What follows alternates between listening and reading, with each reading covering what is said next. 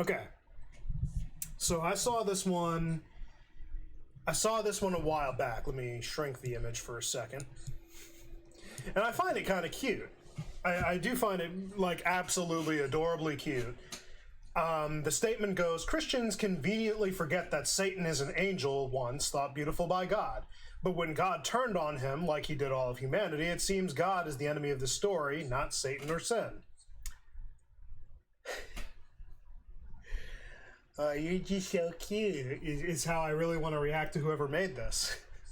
Like, I'm not trying to be a jerk or anything, but honestly, that is the most backwards logic I've kind of read. And honestly, I honestly had to reread that twice just to believe anything that I had read. I was like, wait, what?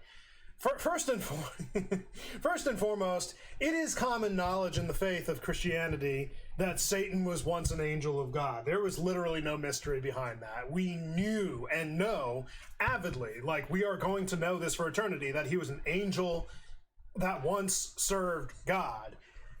That's not a mystery, and that's not a trivia question of like, did you know? Yes, because it's common knowledge. It's literally part of his shtick. He wanted what God had, and thus departed from it. He got cast out of heaven as a result. Like, blowing my mind. Like, conveniently forgot. No, we don't conveniently forget that. He is no longer an angel. He is a fallen angel. He is no longer a messenger sent of God. He is now his own separate entity, apart from God. And the only thing remaining for him is his eternal punishment. He just has his time here on Earth. My nose is itchy now. Once thought beautiful by God. Duh. But God turned on him.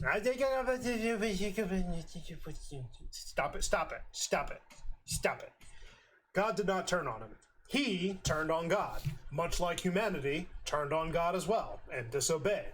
He was the literal source and cause to effect. God was not the cause to the effect. Satan was the cause to effect. He desired the power. He desired to be like God. He desired to sit upon a throne and judge the kingdom that God had made.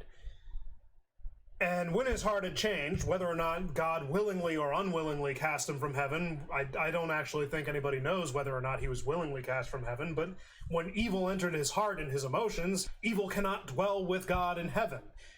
So what other logical explanation do we have than he was cast out? Again, willingly or unwillingly, don't matter. He's evil. Bam. He's out. It was him that was the defining factor of getting kicked out, not God. Then God turned on him like he did all humanity. Also wrong, because we were the deciding factor. We were the cause to effect. We were given the warning of God. Do not eat of this tree of knowledge of good and evil, for the day you eat of it, you will die. It was not a threat, it was a warning. And we were properly warned. We knew, even at that point, Eve admitted it in that point, like, Satan confirmed it. Did God not say that you could eat of every tree? And she confirmed it, saying, we were told we could eat of every fruit but the ones in the center. She just acknowledged that she knew. And then they committed the atrocity. We, humanity, committed the atrocity, not God. God did not turn his back on us. If he turned his back on us, he wouldn't have given us the means of salvation through Jesus Christ and the prophecy in the garden. Gotta breathe. It seems God is the enemy of this story, not Satan or sin. And you, sir, need to reread your Bible. You need Jesus. Okay, jokes sincerely aside for a minute. I'm not actually that much of a jerk. I'm just hyped up for no reason. So, sincerely speaking, and trying to, like, backtrack it on there. This is just a gross misunderstanding, and honestly, I find it adorable. I might just be being a jerk right now, and I will take whatever criticisms come my way for this, but in all sincerity, God is not the enemy. If God was truly the enemy, then we would have more evidence within the scriptures, or even the scriptures themselves would have been twisted in some way, shape, or form, and not in the form of the Bible, but God would not have given us this way. There is consistent evidence in the Bible that when you read through the stories, when you read through everything that he's done, everything that he did, that mankind was given just punishment for every sin and atrocity they committed. When they abandoned God, God ceased to dwell with them, and so the only logical explanation as to anything that happened after was because of the initial action that caused it. It's literally why we're held accountable whenever we commit a sin against someone else. The only logical reaction you're going to get is, hey, you did X, so the only result is going to be Y. It's literally a cause to effect. God did not ever abandon us. He has remained faithful, and there is evidence of that again in the scriptures.